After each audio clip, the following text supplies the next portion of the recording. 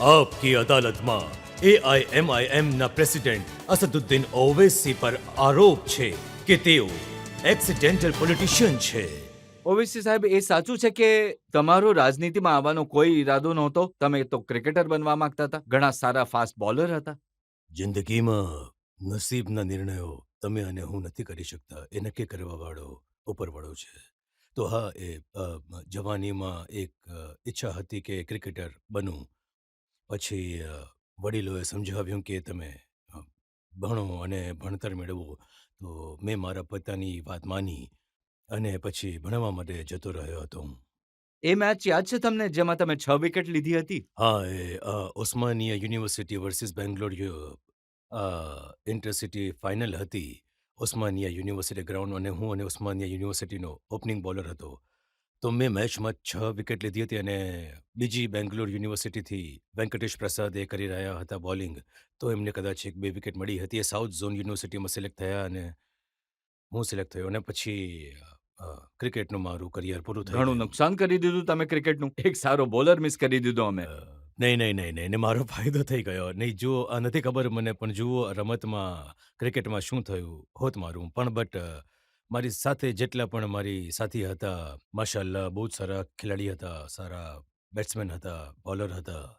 But હવે એ જે છે કે જિંદગી એક સફર છે. કઈ મંજિલ પર કયા માર્ગે લઈ જાય છે એ તમને ખબર નથી હોતી. એના પછી તમે વકીલ બનવા ઈચ્છતા હતા? હા, વકીલાત મેં LLB કર્યું લંડનથી, પછી લિંકનથી બારટ લો કર્યું. હું US જઈને LM કરવા ઈચ્છતો હતો, પણ મારા પિતાએ કહ્યું કે બેરિસ્ટ્રી કરો. પછી મેં કર્યું. એમની આ દુઆ હતી, સફળ થઈ ગયો. કોઈ ફરિયાદ નથી.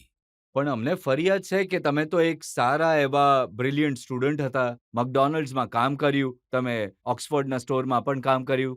બિલકુલ, એ તો બધા જ કરે છે. જેટલા સ્ટુડન્ટ જાય છે, હું કોઈ એક્સેપ્શન્સ એ નથી. સમયનો એક ફોટો છે જે હું બતાવવા માંગુ છું લોકોને, કે તમે કેટલા હેન્ડસમ દેખાતા હતા.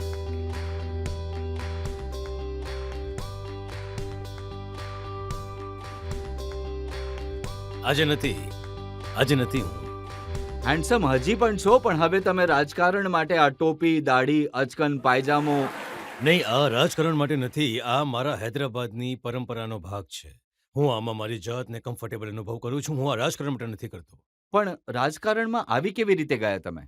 હું જ્યારે પાછો આવ્યો 1904માં, તો એ સમયે મારા પિતા અને પાર્ટીના મોટા-મોટા લોકો હતા. એમણે મને સમજાવ્યો કે જુઓ, રાજનીતિમાં ભણેલા ગણેલા લોકોની જરૂર છે અને અલ્લાહે તમને યોગ્ય બનાવ્યા છે. તો તમે આવો પાર્ટી માટે કામ કરો, સેવા કરો.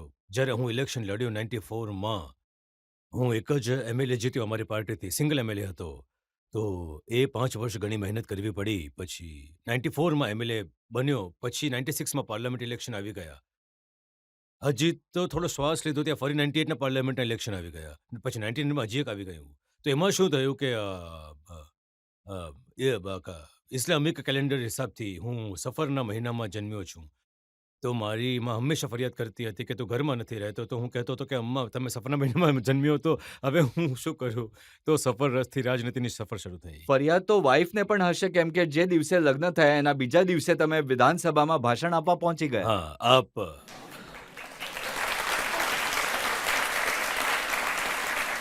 હા, રજતજી, તમે જૂના ઘાને ખંજવાળવાની ઘણી ખરાબ. તમે તો તમારા ઘરે જતા રહેશો, પછી મારે પણ પાછું જવાનું છે. તો વાત એવી છે કે ઘરના લોકો નથી ભૂલતા અને એ તમારો એક વીક પોઈન્ટ બની જાય છે. તમારે પણ ક્યારેક વિરુદ્ધ એનો ઉપયોગ થતો હશે. ઘણીવાર. જી હા. એક બે સવાલ લઈ શકીએ હમણાં પબ્લિકમાંથી? પૂછો. હમણાં યુએઈમાં એક બહુ મોટું હિન્દુ મંદિર બન્યું પ્રધાનમંત્રી મોદીજીની મહેનતથી. તો શું તમે ખુશ છો આ વસ્તુથી કે નહીં? અરે નહીં, આ તો યુએઈનો રાજા હું જે દિવસે બની જઈશ ત્યારે જવાબ આપી શકીશ. હું તો યુએઈનો બાદશાહ નથી. એ માત્ર પૂછી રહી છે કે તમે એનાથી ખુશ છો કે પરેશાન નહીં, છો? હું એટલા માટે ખુશ છું કે ત્યાં યુએઈમાં આપણું સ્ટ્રેટેજિક પાર્ટનર છે. યુએઈમાં આપણા લાખો ભારતના લોકો કામ કરે છે અને ફોરેન એક્સચેન્જ ત્યાંથી આવે છે.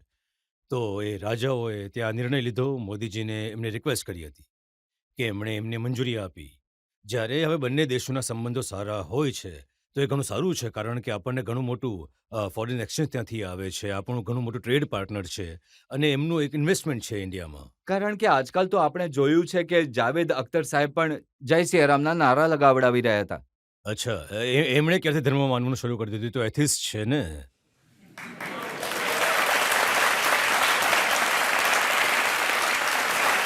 એ તો એ તો એ તો નોન ફેક્ટ છે. એ તો કહે છે કે હું તો કોઈને માનતો જ નથી. એમણે તો એમ પણ કહ્યું કે જો હિન્દુસ્તાનમાં લોકતંત્ર, ડેમોક્રેસી બચી છે, તો એ હિન્દુઓને કારણે બચી છે. એ ખોટું બોલી રહ્યા છે. એટલા માટે કે જો લોકતંત્ર બચેલી છે અને બચેલી રહેશે તો એ સંવિધાનને કારણે જે બાબા સાહેબ આંબેડકરે બનાવ્યું છે, જો સંવિધાન ગાઈડ કરે છે, કોઈ કમ્યુનિટી પોતાની જગ્યા પર છે, પણ સૌને, દેશને, બધાને ગાઈડ કરવાનું સંવિધાન છે. તો સંવિધાન આપણું રિલિજિયસ ન્યુટ્રલ છે અને જ્યાં સુધી એ સંવિધાન રહેશે, અ, લોકતંત્ર પણ કદાચ થોડી નબળી જરૂર પડી જશે, પણ લોકતંત્ર તો રહેશે. તમે કહો છો કે નબળી પડી છે, પણ ઘણા બધા મૌલાના, મૌલવી, ઉલેમા, હવે બરેલવી ઉલેમા છે, મૌલાના શાહબુદ્દીન રિઝવી.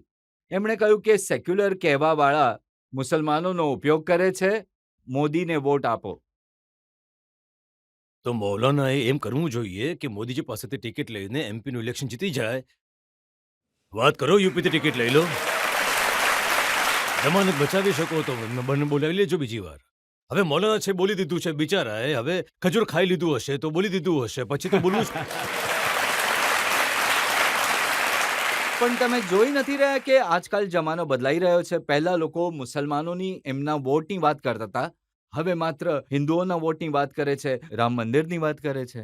નહીં, મેં જ્યારે 2014માં નરેન્દ્ર મોદી ભારતના વડાપ્રધાન બન્યા હતા, મેં મારી સ્પીચમાં કહ્યું હતું કે હું તમને એક વાતના અભિનંદન આપું છું કે તમે આ મિથને તોડી દીધું. મુસ્લિમ વોટ બેંક.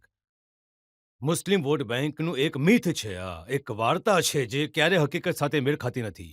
આ દેશમાં હંમેશાથી મેજોરિટી વોટ બેંક રહી છે, પણ મુસલમાનોને એક દિલફરેક અને બીજી ઘણી બધી વાતો તમારી વોટ બેંક અને અરે ભાઈઓ, આમનો વોટ બેંક જ નથી. જો તમારી વોટ બેંક હોત તો પછી કેટલા બધા એમપી જીતી શક્યા હોત પોપ્યુલેશનના હિસાબથી. અને નરેન્દ્ર મોદી તો મુસલમાનોને પોલિટિકલી માર્જિનલાઇઝ કરી દીધા.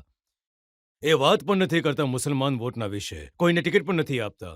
એમની પાસે એક મુસ્લિમ એમપી પણ નથી, મુસ્લિમ મિનિસ્ટર પણ નથી. તો આ સત્ય છે. અને હવે એમને જરૂર પણ નથી. બીજેપીને બિલકુલ માર્જિનલાઇઝ કરી દીધા છે પોલિટિકલી, સોશિયલી મુસ્લિમ માઇનોરિટીઝ દેશમાં. પણ તેજસ્વી યાદવ વાત કરી રહ્યા છે આજકાલ. એ કહી રહ્યા છે માયની સાથે બાપ નહીં, પણ. નહીં, નહીં, નહીં. એ એમની ગણતરી છે એમની કે યાદવ જ મુખ્યમંત્રી બનશે અને મુસલમાન ચેલો બનીને રહેશે. એ માત્ર વાયમાં બિલીવ કરે છે. એમનો માત્ર ઉપયોગ કરે છે સત્તામાં આવવા માટે, એના પછી તો એમથી દૂર રહે છે. પણ બિહારમાં તો તમે ગયા હતા, ત્યાં તમારા એમએલએ છોડીને જતા રહ્યા. ત્યાં અમારા એમએલએને આરજેડીએ ખરીદી લીધા હતા.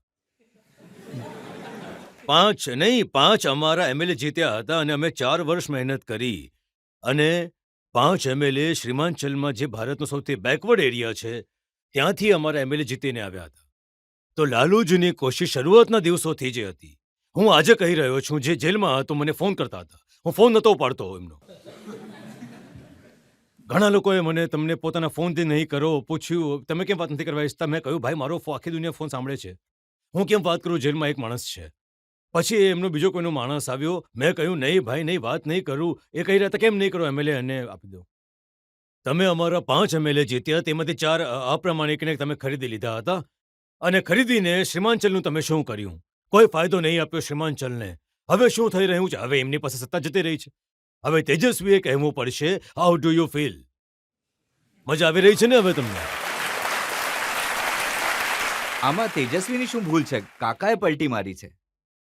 હું માત્ર 19 સીટ લડું છું તો હવે હું વોટ કપાવવાળો બની જાઉં છું અને તમે બીજેપીને બે વાર સત્તા આપી દો છો તો તમે રાજા હરિશ્ચંદ્ર છો? તમે જ કહો, આ શું છે? આ પોલિટિકલી અપોઝિશન છે. એનાથી એક વાત સાબિત થાય છે કે કોઈ પણ નથી ઈચ્છતું આ દેશમાં કે મુસલમાનોની કોઈ પોલિટિકલ લીડરશિપ બને. જો કેટલા બધા લીડર છે, જેમ કે મમતા બેનર્જી, એમના વિશે તો માનવામાં આવે છે કે એ મુસલમાનોની રક્ષા કરનાર છે. હું રજતજી, હું સમજી રહ્યો છું તમે ક્યાં લઈને જઈ રહ્યા છો મને, પણ તમે ચિંતા નહીં કરો, હું જવાબ આપીશ જ્યારે તમે મને લઈ જશો ને. તો આ બિલકુલ સાચું છે. તમે અને હું કોઈ દિવસ માલદા મુર્શિદાબાદ જતા રહીશું. ત્યાં જઈને તમે જોશો કે જે જમીનમાં જે પાણી છે, WHO લિમિટથી વધારે આર્સેનિક એમાં છે.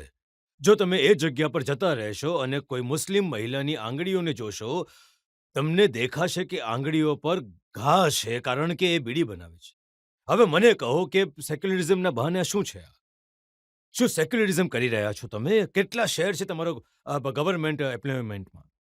તો આ જ તો મુસ્લિમ કમ્યુનિટીએ સમજવાનું છે કે તમારા બધાનો ઉપયોગ થઈ રહ્યો છે અને તમારે તમારી લીડરશિપ બનાવવાની છે. પણ ત્યાં તો લોકો એન બ્લોક વોટ બિલકુલ, આપી જ બિલકુલ દે આપે છે. છે, બિલકુલ આપે છે.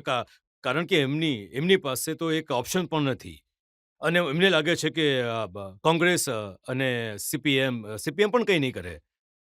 લેફ્ટ ફ્રન્ટની ગવર્નમેન્ટ હતી, પણ ત્યાં આગળ જે સોશિયલ, ઇકોનોમિકલ, હેલ્થ ઇન્ડિકેટર્સ બંગાળના મુસલમાનોને ઘણી ખરાબ છે. એમાં કોઈ ડિનાય જ નહીં કરી શકે, એક ડેટા છે. અને તમે બજેટનું શું આપો છો? બજેટ પણ બિલકુલ ઓછું આપો છો. પણ મુસલમાનોને સિમ્બોલિઝમ ઘણી પસંદ છે. હવે રમઝાન આવશે તો ચીફ મિનિસ્ટર માથા પર આંખો બાંધીને આમ બેસીને બિસ્મિલ્લાહ રહેમાન રહીમ, અને આપણે ખુશ, અને આપણે બિસ્મિલ્લાહ રહેમાન કહી દીધું. અરે ભાઈ, બિસ્મિલ્લાહ રહેમાન કહ્યું, પણ તમારું શું બિસ્મિલ્લાહ થઈ રહ્યું છે? તો એની ચિંતા છે જ નહીં. તો આ વસ્તુઓ છે. તો તમે વોટની રીતે કયો ઉપયોગ કરી રહ્યા છો, એમના સુધી કોઈ ફાયદાઓ તો પહોંચાડો. ફાયદા નથી પહોંચાડતા. હવે તમે જુઓ ત્યાં જે ગડબડ ચાલી રહી છે. શાહજહાં શેખ. બિલકુલ. તમે કેમ આવા લોકોને પ્રમોટ કરો છો? તમે કેમ એમને આગળ લઈને આવી રહ્યા છો? હવે બીજેપીને તક મળી ગઈ કે હિન્દુ મુસ્લિમ કરી દીધું, જ્યારે શાહજહાં શેખના બંને સાથી હિન્દુ છે. તો આ વસ્તુઓ છે. માલદા મુર્શિદાબાદ હું પોતે જઈને આવ્યો છું. ત્યાં બીજેપીને ખરાબ તો સ્થિતિ તક છે. એટલે પણ મળી રહી છે કે આજકાલ બધા લોકો બીજેપી તરફ જઈ રહ્યા છે. અશોક ચૌહાણ પણ બીજેપીમાં જતા રહ્યા. નહીં, યુપીમાં જેટલા સમાજવાદી પાર્ટીના અપકારાકસ્ટ એમએલએઝ હતા, તેમણે બીજેપીને કેન્ડિડેટને વોટ આપી દીધા. જયંત ચૌધરી સાહેબની પાર્ટીના 9 એમએલએમાંથી 2 મુસલમાન છે. એમણે પણ બીજેપીને વોટ આપી દીધા. અશોકરાવ ચૌહાણ જે મને ગાળો આપતા હતા જ્યારે હું ત્યાં નાંદેડમાં જતો હતો, એ કહેતા હતા કે બીજેપીને બી ટીમ આવી ગઈ છે, બચીને રહેવા નથી. હવે ત્યાંથી જ જઈને ત્યાં બેસીને ગયા છે અને મને કહેતા હતા કે હું મળેલો છું. સારું છે, ઘણા બધા ચહેરા પડદા ઉઠી રહ્યા છે અને બધા લોકો જોઈ રહ્યા છે કે કેવી રીતે લોકો સેક્યુલરિઝમના નામ હિમાચલ પર પ્રદેશમાં તો સરકાર જ પલટી જશે. બિલકુલ સરકાર જતી રહી. સરકાર બિલકુલ જતી રહી. હવે સારું એ થયું કે હું 10-15 દિવસ પહેલા હિમાચલ નહીં ગયો. જો તો ત્યાં ગયો તો મારા પર આરોપ લાગી ગયો હોત કે ત્યાં જઈને આણે શું કર્યું. એમના જ એમએલએઝ જઈ રહ્યા છે, ક્રોસ વોટિંગ કરી રહ્યા છે અને બિનજરૂરી અભિષેકનું મનુ સિંઘવી સાહેબને એમણે હરાવી દીધા. ઘણા સારા લોય છે, તમે એમને હરાવી દીધા એ જગ્યા ઉપર. આ એક એમની ભૂલ છે. હું એ જ કહી રહ્યો છું ને કે તમારામાં જ કરેજ ઓફ કન્વિક્શન નથી. તમે નરેન્દ્ર મોદીજીથી આઈડિયોલોજી પર પ્રતિસ્પર્ધા કરશો ત્યારે જ તો તમને કોઈ સફળતા મળશે. તમે કહો છો કે અમારાથી કોઈ મોટા હિન્દુત્વના લીડર છે, તો લો ભોગવો. હવે જાટોનો લીડર હશે, ઠાકુરનો રહેશે, બ્રાહ્મણનો રહેશે, યાદવોનો રહેશે, કુર્મીઓનો હશે, કુશવાહાનો હશે, મરાઠાઓનો હશે, દલિતોમાં બે જાતોના હશે, ઓબીસીના નેતા હશે. ભારતના પ્રધાનમંત્રી પાર્લામેન્ટમાં ઉભા રહીને કહે છે કે હું સૌથી મોટો ઓબીસી છું, પણ મુસલમાનોનું કોઈ નહીં હોય. ભાઈ, 17 કરોડની વસ્તી છે અને તમારી કોઈ પોલિટિકલ લીડરશિપ નહીં હોય તો શું આ આપણી ડેમોક્રેસી માટે સારું છે? પણ હવે 28 વર્ષ થઈ ગયા તમને પ્રયત્ન કરતા. તમે કેમ નહીં ઊભી કરી શક્યા લીડરશિપ? સર, હું તમને કહી રહ્યો છું, 28 વર્ષ જે રોગ 45 વર્ષથી કેન્સરની જેમ ફેલાઈ ગયો હોય એ 28 વર્ષમાં ખતમ થઈ જશે. સૌથી મોટી ભૂલ જે મુસલમાનોએ કરી પોસ્ટ ઇન્ડિપેન્ડન્સ, લખનૌના એ મેદાનમાં ઊભા રહીને કહેવું કે અમે રાજનીતિમાં ભાગ નહીં લઈશું, અમે પોલિટિકલ લીડરશિપથી હટી જઈશું અને અમે આ પાર્ટી પર ભરોસો કરીશું. જે પાર્ટી પર તમે ભરોસો કર્યો એ જ પાર્ટીએ જીબી પંતના જમાનામાં બાબરી મસ્જિદમાં મૂર્તિઓ રખાવી દીધી. એ જ પાર્ટીએ માલ્યાના, હાસિમપુરા, નેલ્હીના રમખાણ થયા. બતાવો હવે આજે ભારતના પાર્લામેન્ટમાં કેટલા મુસ્લિમ એમપીસ છે? પણ એક સત્ય એ પણ છે ને કે જે દેશના મુસલમાન છે એ અસદુદ્દીન ઓવૈસી પર ભરોસો નથી કરતા. એમને લાગે છે કે આ બીજેપીને મદદ કરી દેશે. નહીં, ઠીક છે, મારા પર ભરોસો નહીં કરો, મને નકારી દો. એક શાયરનો એક શેર કહે છે કે અપને મન મેં ડૂબ કર પાજા સુરાગ એ જિંદગી. જો તમે મારા ન બની શકો તો પોતાના તો બનો. તમે પોતાને જ નથી બનવા ઈચ્છતા. તમે ભાઈ તમે કોઈ પણ મુસલમાનને પૂછો, હા આ બધી વાતો યોગ્ય છે, બનો લીડર. કે છે નહીં, આપણી પાસે પેલા નેતા છે, આપણી પાસે પેલી પાર્ટી છે, અમારી પાસે આમ કઈ નથી થતું. શું થશે? કાંઈ ये तो નહીં. तुमने कहे छे ने कि तुम अगर मुझको ना चाहो तो कोई बात नहीं, किसी और को चाहोगी तो मुश्किल होगी. નહીં હું એ નહીં. હું છે ને રજતજી પોતાના કોલેજના જમાનાની વાત કરી રહ્યા છે. એની પાછળ પણ એક કથા છે. તો મારો મામલો એ નથી. હું તો એમ કહું છું કે તમે મને નહીં ચાહો તો કાંઈ વાંધો નહીં, તમે બીજાને પસંદ કરી લો. ભાઈ તમે બીજા કોઈને પસંદ કરો, કોઈને અપનાવી તો લો. તમે ક્યાં સુધી બસ માત્ર બેવફાઈની બધી વાતો કહેતા ફરશો? ભાઈ કોઈને તો અપનાવી લો. જ્યારે શીખોએ પોતાની લીડરશિપ બનાવી લીધી, દરેક કોમની એક લીડરશિપ છે, એમાં કોઈ ડિનાય નહીં કરી શકે. પણ જ્યાં મુસલમાનોની પોલિટિકલ એમ્પાવરમેન્ટની વાત આવે છે, ઓહ, જીનાની યાદ તાજી થઈ ગઈ. અરે ભાઈ જીનાને એમ ઠોકર મારી દીધી. અમે રિજેક્ટ કર્યો જીનાને, એટલે જ તો તમે આજે અહીં છો અને અમે રહીશું મૃત્યુ સુધી. પોલિટિકલ લીડરશિપ નહીં હોય તો આ જ રીતે આપણને સસરવામાં આવશે, ઉપયોગ કરવામાં આવશે અને ન્યાય નહીં થાય.